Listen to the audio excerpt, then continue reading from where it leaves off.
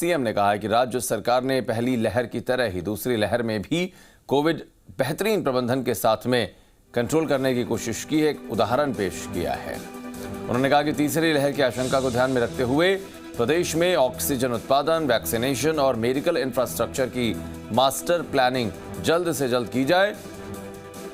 सरकार स्वास्थ्य सुविधाओं को मजबूत करने के लिए राज्य सरकार समुचित वित्तीय संसाधन उपलब्ध करवाएगी।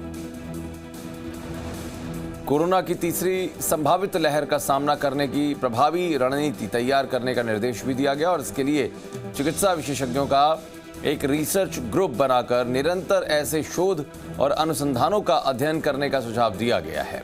कोरोना संक्रमण को आगामी आशंकाओं के मद्देनजर स्टैंडर्ड प्रोटोकॉल इसके लिए तैयार किए जाएं, जिनके आधार पर भविष्य में लॉकडाउन लगाने, अनलॉक करने और अस्पताल की व्यवस्थाएं या फिर टाइमलाइन का निर्धारण करने में आसानी हो। राज्य स्तर पर कोविड प्रबंधन की योजना तैयार करने के साथ साथ जिला स्तर पर भी माइक्रो प्लानिंग के निर्देश दिए गए हैं।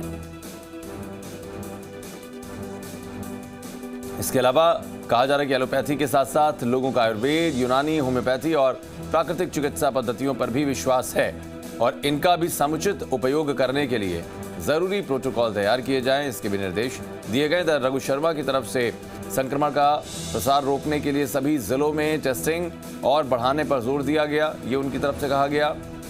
चिकित्सा स्वास्थ्य सचिव ने जानकारी ये दी कि प्रदेश में एक्टिव केसेस की संख्या में तेजी के साथ में कमी आई है।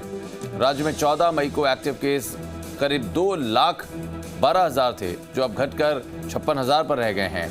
कुछ जिलों में पॉजिटिविटी रेट 5% से भी कम है। सिर्फ 7 जिलों में पॉजिटिविटी रेट 10% से ऊपर है।